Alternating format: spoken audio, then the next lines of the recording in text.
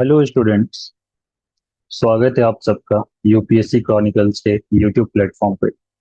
मेरा नाम है अभिषेक भारद्वाज और आप देख रहे हैं इकोनॉमिक्स की लेक्चर सीरीज, जिसमें हम आज डिस्कस करने वाले हैं फिस्कल पॉलिसी। बच्चों, जब भी हम इकोनॉमिक्स के ऊपर बात करते हैं या जब भी हम न्यूज़पेपर पढ़ते हैं या न्यूज़ देखते हैं या हमारे जनरल डिस्कोर्स में इकोनॉमिक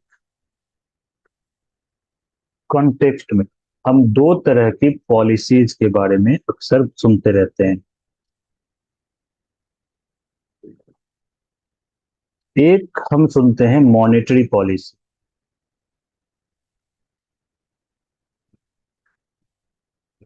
और दूसरी हम बात करते हैं जिसके बारे में हमारी पूरी टॉपिक होने वाली है, वो है fiscal policy.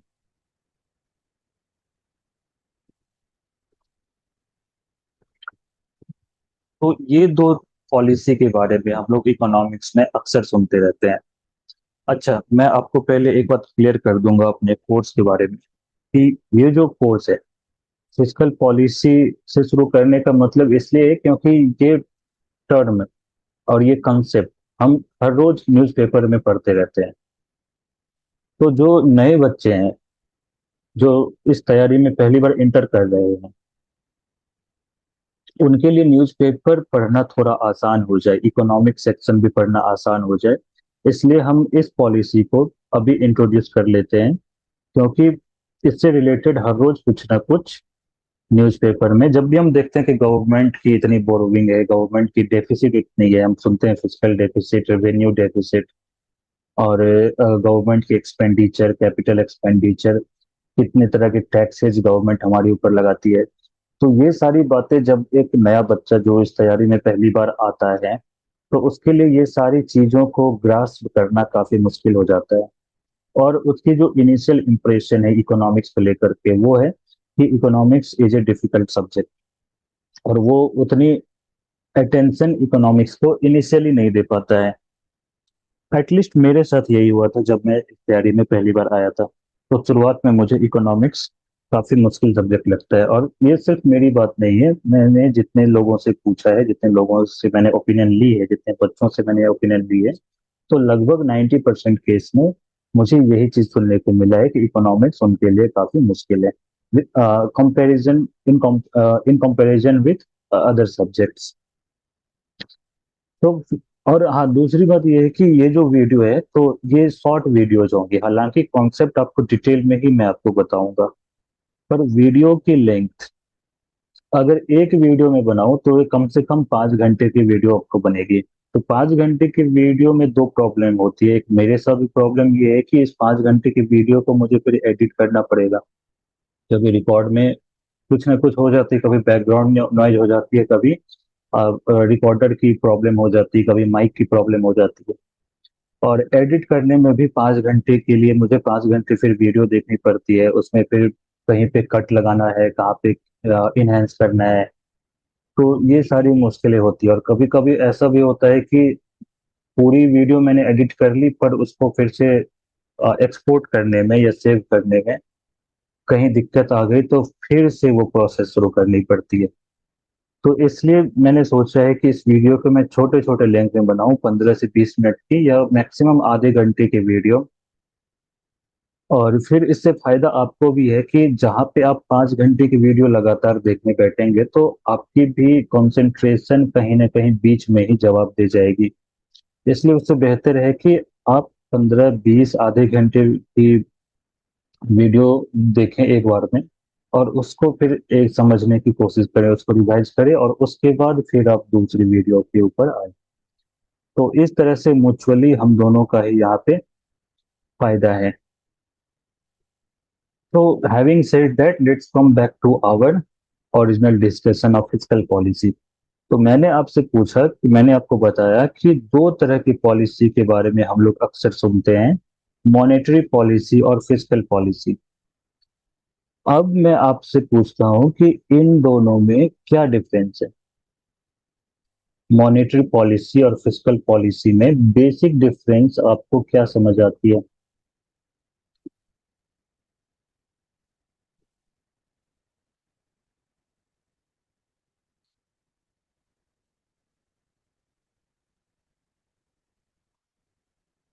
What is monetary policy and what is fiscal policy?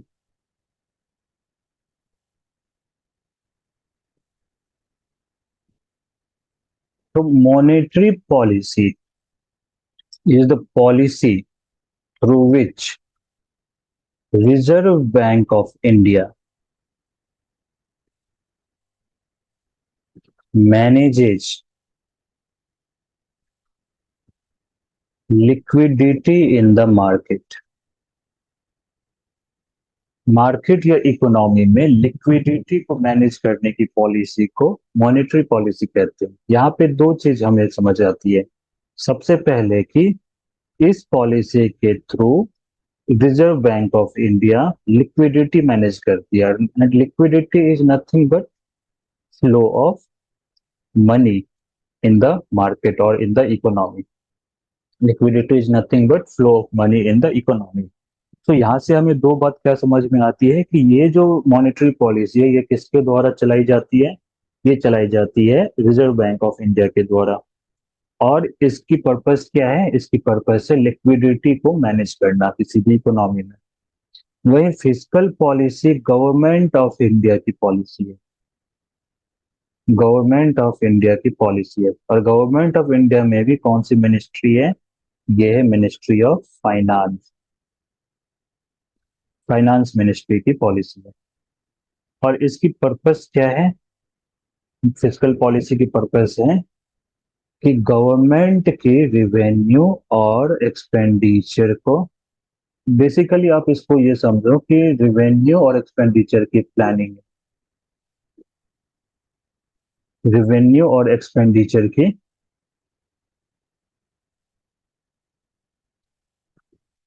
Planning इस फिस्कल पॉलिसी के through finance ministry, ministry of finance या गवर्नमेंट ऑफ इंडिया करती है। इन लेमन टर्म्स, अभी बहुत ही आसान शब्दों में मैं आपको बताना चाह रहा हूँ इस चीज को। हालांकि इसके ऊपर हम जब जैसे जैसे आगे जाएंगे और जितनी डिटेल में जाएंगे तो आपको एक एक चीज बारीकी से समझाई जाएगी और आपको समझ भी आएगी। पर अभी इनिशियल अंडरस्टैंडिंग के लिए आपको बस मैं इतना बता रहा हूँ कि फिस्कल पॉलिसी के थ्रू गवर्नमेंट अपने रेवेन्यू यानी कि इनकम और अपने एक्सपेंडिचर को प्लान करती है। फिस्कल पॉलिसी को हम दो और नाम से जानते हैं। फिस्कल पॉलिसी को ही हम कहते हैं बजटरी पॉलिसी। फिस्कल पॉलिसी की दूसरी नाम क्या है? Budgetary policy. और फिस्कल पॉलिसी को ही हम कहते हैं पब्लिक फाइनेंस। तो फिस्कल पॉलिसी कहीं हो या बजटरी पॉलिसी कहीं हो या पब्लिक फाइनेंस कहीं आप सुने या पढ़े तो इसका मतलब एक ही है, वो है फिस्कल पॉलिसी। और ये डील करेगी गवर्नमेंट के रेवेन्यू और एक्सपेंडिचर को लेकर के।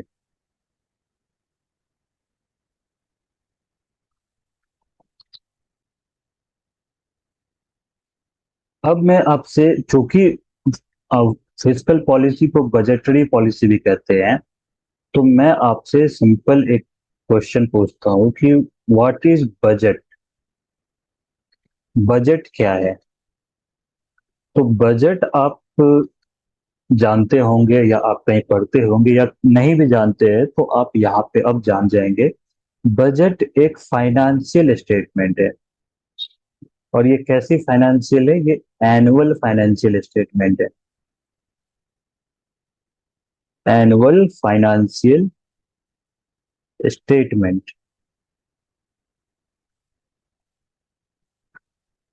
That contains government's revenue and expenditure। बहुत ही सिंपल टर्म्स में आपको ये समझना है कि बजट एक एनुअल फाइनेंशियल स्टेटमेंट है जिसमें गवर्नमेंट की एक्सपेंडिचर और गवर्नमेंट की इनकम यानी कि रेवेन्यू के बारे में मेंशन की जाती है। यानी कि गवर्नमेंट की कितनी एक्सपेंडिचर होने वाली है और उस एक्सपेंडिचर को कैसे मैनेज की जाएगी, किस किन रिसोर्सेज से मैनेज की जाएगी। रिसोर्सेज का मतलब रेवेन्यू है। तो इसका जो लेखा जोखा है, इसकी जो डिटेल्ड स्टेटमेंट है, उसको हम लोग बजट कहते हैं।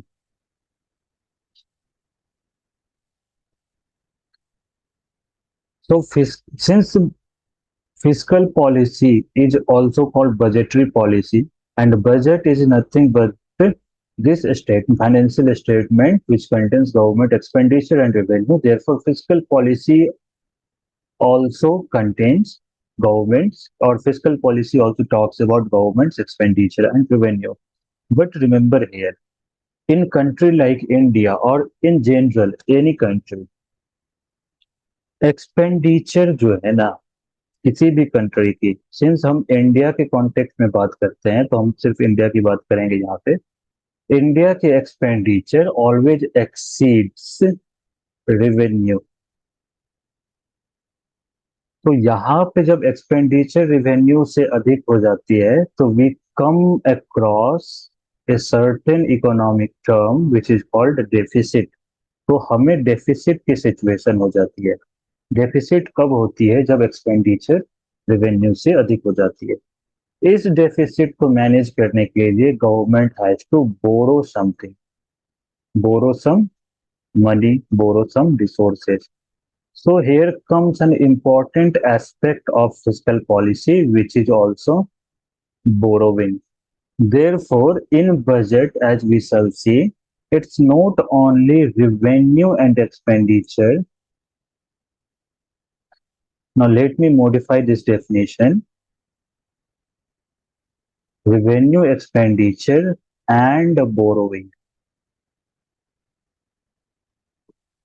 Budget या fiscal policy talks about government की revenue, government की expenditure, as well as government की borrowing. So these three are the important or the basic component of any fiscal policy of any economy.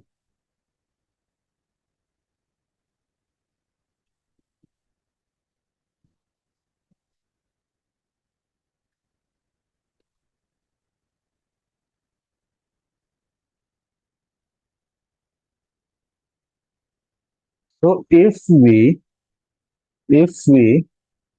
have to write three basic component, three basic components of fiscal policy, fiscal policy की तीन basic component की जब हम बात करते हैं,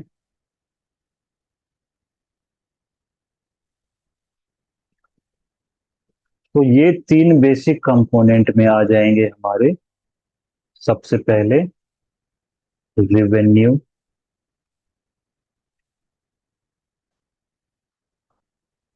second expenditure. We are talking about government revenue here. We are talking about government expenditure here. And we are talking about government borrowing here. So these three, revenue, expenditure, and borrowing, are the three basic component of fiscal policy of any economy. Therefore, in this particular topic, we will discuss all these three one by one.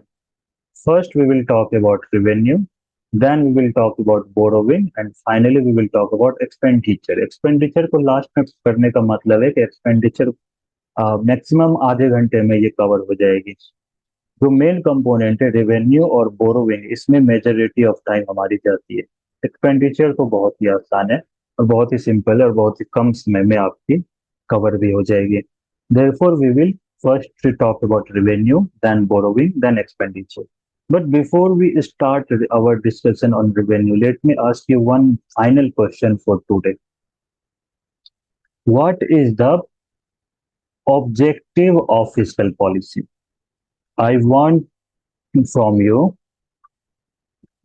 I want you to first think The objective of fiscal policy.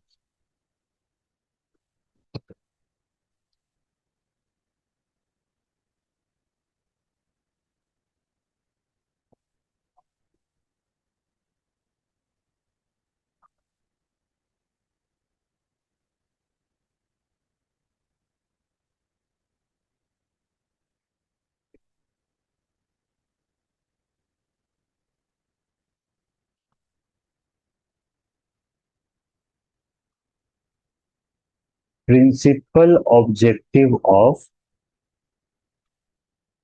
Principal objectives of fiscal policy.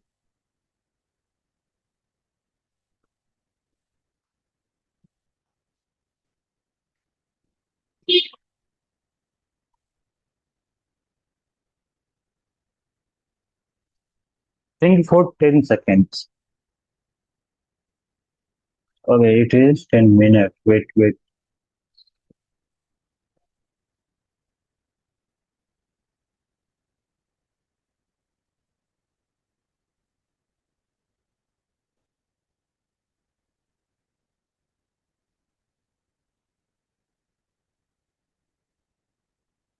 Okay, I'm giving you 10 seconds to think about principal objective of fiscal policy. Why government plans its fiscal policy?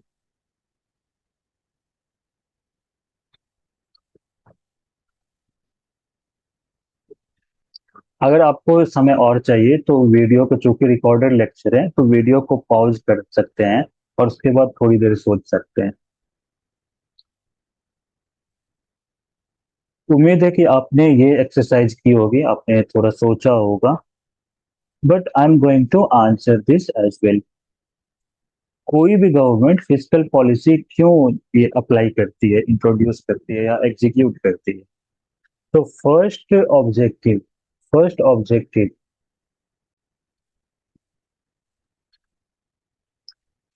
Objective is promoting growth and investment.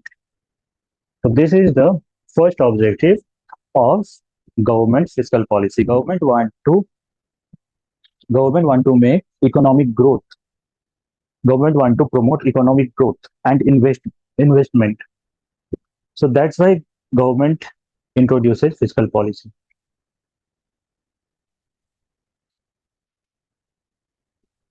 Second objective, mobilizing resources. Third objective is third objective, reduction in income inequality. And fourth objective is stabilization of economy को stabilise करने के लिए government fiscal policy चलाती है. Now let's understand these four objectives one by one.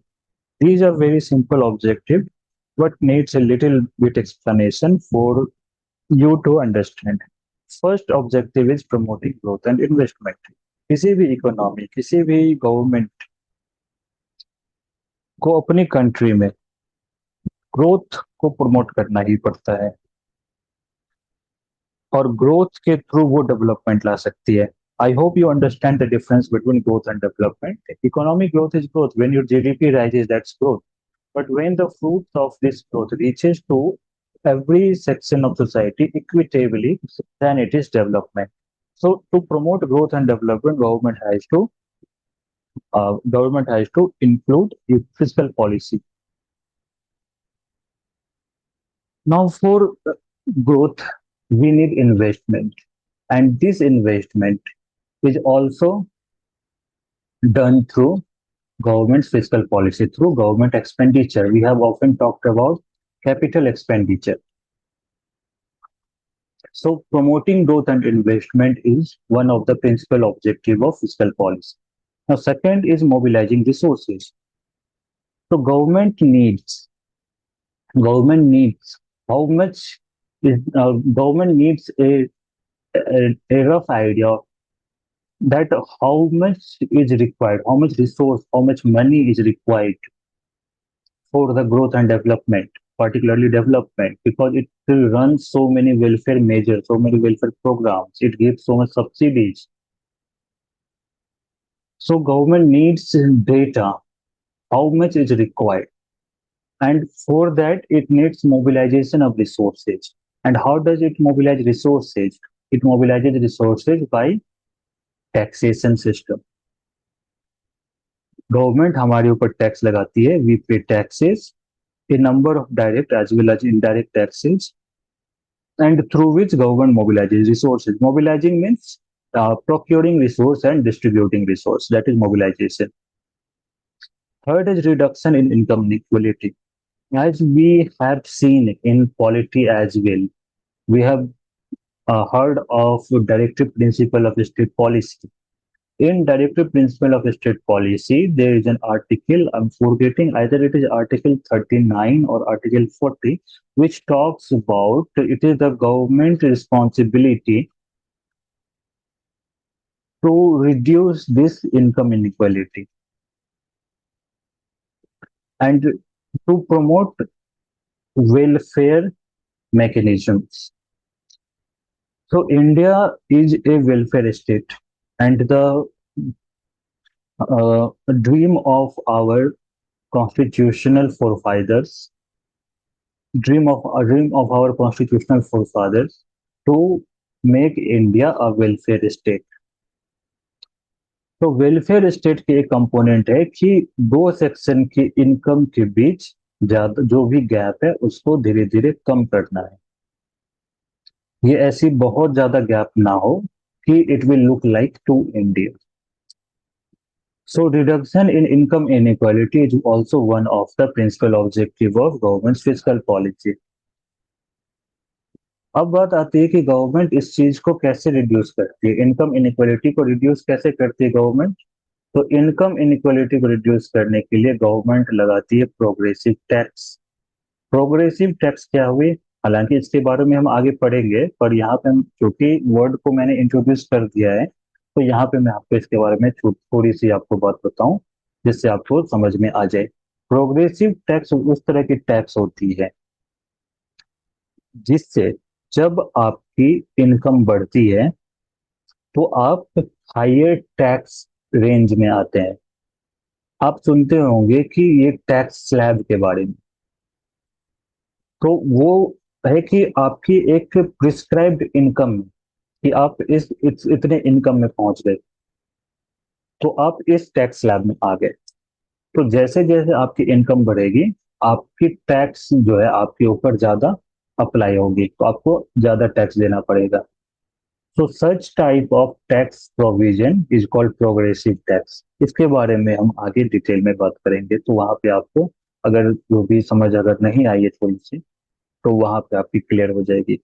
तो progressive tax basically आपको ये समझना है कि अगर अमीर आदमी से ज्यादा टैक्स लिया जाए और गरीब आदमी से कम टैक्स लिया जाए तो इससे इनकम इनइक्वालिटी जो है वो थोड़ी सी कम होगी। तो progressive tax is one of the measures of reducing income inequality. Income tax is one such example of progressive tax. Progressive tax के अलावा गवर्नमेंट सब्सिडीज भी देती है। इसके अलावा गवर्नमेंट की वेलफेयर प्रोग्राम्स भी चलती रहती है। तो ये कुछ मेजर्स हैं, कुछ मैकेनिज्म्स हैं जिससे गवर्नमेंट इनकम इनइक्वालिटी को रिड्यूस करने की कोशिश करती है। Now final objective the stabilisation of economy, ये भी गवर्नमेंट की फिस्कल पॉलिसी की ही पार्सल है। तो इसको समझने के लिए आपको मैं थोड़ा पीछे ले जाता हूं कोविड सिचुएशन में। तो अगर आप अवगत हैं कोविड सिचुएशन से तो कोविड में आप देखते होंगे कि कंजम्पशन, आपको अगर याद होगी तो कंजम्पशन पूरी तरह से गिर गई थी, जॉब लॉस हुई थी, जॉब लॉस हुई थी, लोगों के पैसे कम पड़ गए थे और जो भी पैसे थे वो अनसर्टेनिटी की वजह से वो ज्यादा एक्सपेंस नहीं कर रहे थे। तो जो पब्लिक कंजम्पशन, कंज्यूमर की कंजम्पशन काफी ज्यादा गिर गई थी। इससे प्राइवेट को जो है थोड़ा सा अलर्ट हो गए, प्राइवेट भी यहाँ पे थोड़ा अलर्ट हो गए, क्योंकि वहां पे डिमांड नहीं आ रही थी, तो प्राइवेट इन्वेस्टमेंट भी मार्केट में इन्वेस्ट करने से डर रहे थे। दे वर एप्रीहेंसिव ऑफ द मार्केट, उनको लग रहा था कि अगर अभी इन्वेस्ट करें और डिमांड ना आए, तो उनकी ऑलरेडी स्टॉक फाइल बनी हुई है, और उस स्टॉक फाइल को वो ज्यादा ऐड नहीं करना चाह रहे थे। तो प्राइवेट इन्वेस्टमेंट भी काफी ज्यादा डिक्लाइन हो गई थी, प्राइवेट इन्वेस्टमेंट भी गिर गई थी। तो ऐसे में इकोनॉमी जो है पूरी तरह से डिक्लाइन हो रही थी। तो यहाँ पे इकोनॉमी को किक स्टार्ट करने के लिए गवर्नमेंट ने कई सारे इम्पल्सिव, इसको हम लोग कहते हैं स्टिमुलस पैकेज। आपको ये टर्म याद आ रही होगी। गवर्नमेंट की स्टिमुलस पैकेज वहां पे चलाई गई थी। सो स्टिमुलस पैकेज यानी कि गवर्नमेंट इकोनॉमी को फिर से किक स्टार्ट करने के लिए गवर्नमेंट इकोनॉमी में एक्सपेंड कर रही थी, जो आप सुनते हैं कैपेक्स, कैपिटल एक्सपेंडिचर। तो कैपिटल एक्सपेंडिचर का मतलब है कि यहाँ पे एसेट क्रिएशन होता है। एसेट क्रिएशन हुआ, एसेट क्रिएशन की वजह से प्राइवेट इन्वेस्टमेंट यहाँ पे आने के चांसेस बनते हैं, और इससे थोड़ा जॉब भी, लोगों को जॉब मिलता है। हालांकि इसके बारे में, कैपेक्स वगैरह के बारे में हम भी आगे जब भी इस टॉपिक के ऊपर बात करेंगे तो वहां पे इसको भी डिटेल में समझेंगे। तो मैं आपको ये समझाना चाह रहा था कि जहाँ पे प्राइवेट इन्वेस्टमेंट नहीं हो रही थी, तो वहां पे गवर्नमेंट ने इंटरवेन किया और अपनी फिस्कल पॉलिसी के थ्रू इकोनॉमी को एक बार फिर से किक स्टार्ट करने की कोशिश की। हालांकि ये अलग बात है कि वो क्रिटिसिज्म का विषय रहा कि जो सफिशिएंट क्या पैकेज इंट्रोड्यूस हो रही है कि नहीं, क्योंकि जब हम यूएस इकोनॉमी से अपने कंपैरिजन करें, तो यूएस इकोनॉमी कम से कम 10 टाइम्स मोर स्टिमुलस पैकेज अपनी इकोनॉमी में वो इंफ्यूज कर रहे थे। सो गवर्नमेंट से ये उम्मीद की जा रही थी कि गवर्नमेंट और भी यहाँ पे स्टिमुलस पैकेज इंड्यूस करे। बट थैंकफुली इंडिया की इकोनॉमी इतनी रिसिलियंट रही कि वो उससे वो ज्यादा मुश्किल का सामना नहीं करना पड़ा, और जल्दी हम उससे रिकवर कर गए थे। So stabilization of economy is also one of the important principal objective of government's fiscal policy.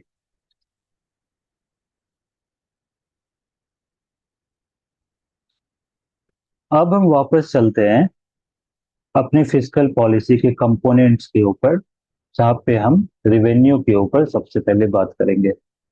तो इसलिए आप हेडिंग डालेंगे रिवेन्यू।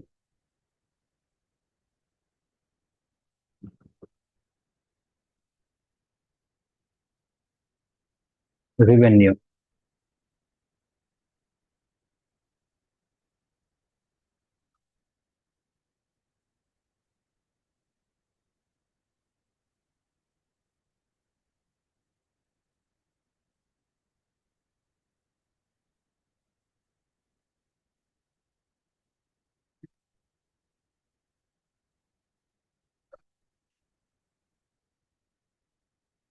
रिवेन्यू को सिंपल टर्म में हम समझते हैं इनकम से, कि गवर्नमेंट के पास पैसे कहाँ से आ रहे हैं, वो है गवर्नमेंट की रिवेन्यू। सो मेजरली जब हम रिवेन्यू की बात करते हैं तो गवर्नमेंट को हम दो सोर्सेज ऑफ रिवेन्यू गवर्नमेंट के देखते हैं, दो सोर्सेज ऑफ इनकम। एक है टैक्स रिवेन्यू, एक है टैक्स रिवेन्यू और दूसरी है नॉन टैक्स रिवेन्यू। बहुत ही सिंपल है, इसमें ज्यादा कुछ है नहीं। टैक्स रेवेन्यू वो सोर्स ऑफ इनकम है जो गवर्नमेंट को टैक्स के थ्रू आती है, और नॉन टैक्स रेवेन्यू जो टैक्स के थ्रू नहीं आती, यानी कि इसके कुछ दूसरे सोर्स टैक्स के अलावा। टैक्स की जो रेवेन्यू है वो दो तरह की होती है, या तो गवर्नमेंट डायरेक्ट टैक्स लगाती है, या फिर गवर्नमेंट इनडायरेक्ट टैक्स लगाती है। डायरेक्ट टैक्स की एग्जांपल जो है, वो सिर्फ सबसे सिंपल एग्जांपल है इनकम टैक्स। और इनडायरेक्ट टैक्स की जो सबसे कॉमन एग्जांपल है वो है जीएसटी। इसके अलावा इनडायरेक्ट टैक्स में वैट भी आती है, इनडायरेक्ट टैक्स में एक्साइज ड्यूटी आती है, इनडायरेक्ट टैक्स में कस्टम्स ड्यूटी भी आती है। वहीं डायरेक्ट टैक्स में इनकम टैक्स तो इंडिविजुअल के ऊपर लगती है, वहीं कंपनी के ऊपर में लगती है, उसको कहते हैं कॉरपोरेट टैक्स। और इसके अलावा कैपिटल गेन्स टैक्स, आज के अखबार में भी आप कैपिटल गेन्स टैक्स के बारे में आपने निश्चित ही पढ़ा होगा। इसके अलावा डायरेक्ट टैक्स है जिसके बारे में हम आगे बात करेंगे जब इंडिया की टैक्सेशन सिस्टम के ऊपर बात कर रहे होंगे। तो इसके अलावा एक इक्वलाइजेशन लेवी होती है, इक्वलाइजेशन लेवी, ये भी डायरेक्ट टैक्स के ऊपर आती है। इसके अलावा सिक्योरिटीज ट्रांजैक्शन टैक्स होती है। इसके अलावा एक डिजिटल टैक्स होती है। तो ये कुछ एग्जाम्पल हैं डायरेक्ट टैक्स के। और इनडायरेक्ट टैक्स जैसा हमने देखा ही, GST, VAT, excise duty, customs duty, ये सभी इनडायरेक्ट टैक्स हैं। सेल सेल टैक्स वगैरह, ये सभी इनडायरेक्ट टैक्स के एग्जाम्पल है। So these are the two broad categories of revenue of the government और इनकम ऑफ द गवर्नमेंट, जिसको हमने टैक्स रिवेन्यू और नॉन टैक्स रिवेन्यू में बांटा। टैक्स रिवेन्यू में फिर हम उसको डायरेक्ट टैक्स में बांटते हैं और इनडायरेक्ट टैक्स में बांटते हैं। अब यहाँ पे एक चीज आपको समझनी है कि इनकम में या रिवेन्यू में हम देखते हैं कि गवर्नमेंट को टैक्स के थ्रू भी इनकम आ रही है और नॉन टैक्स के थ्रू भी इनकम आ रही है। लेकिन जो मेजोरिटी ऑफ इनकम है या प्रिंसिपल सोर्स ऑफ रेवेन्यू है, principal source of revenue is tax, principal source of revenue is tax revenue. Government की जो टैक्स रेवेन्यू है वो प्रिंसिपल सोर्स ऑफ रेवेन्यू है। और इसकी जो अगर आप डेटा देखेंगे तो what is the share of tax revenue and non tax revenue,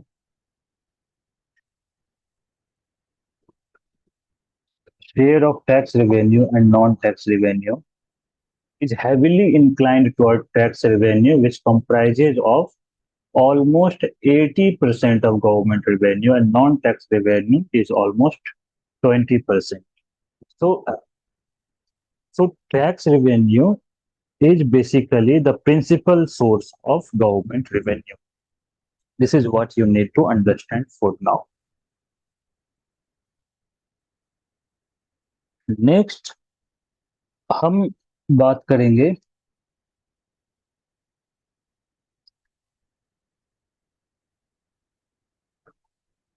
tax revenue के ऊपर, फिर हम बात करेंगे non tax revenue. Tax revenue यानी कि टैक्सेशन सिस्टम, टैक्सेशन सिस्टम।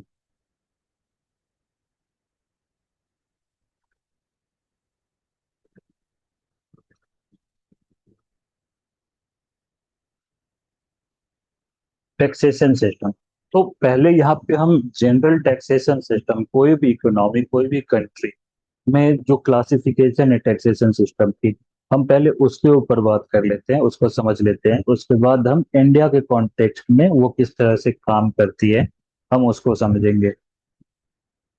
तो जनरली कोई भी economy, generally any country,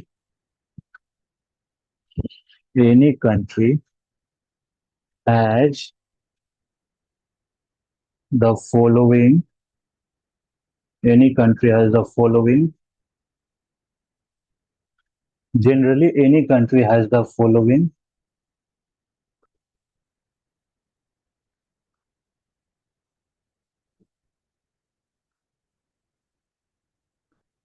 Yes, generally any country has the following three types of, three types of classification. Generally किसी भी कंट्री में टैक्सेशन सिस्टम की ये तीन तरह की क्लासिफिकेशन होती है।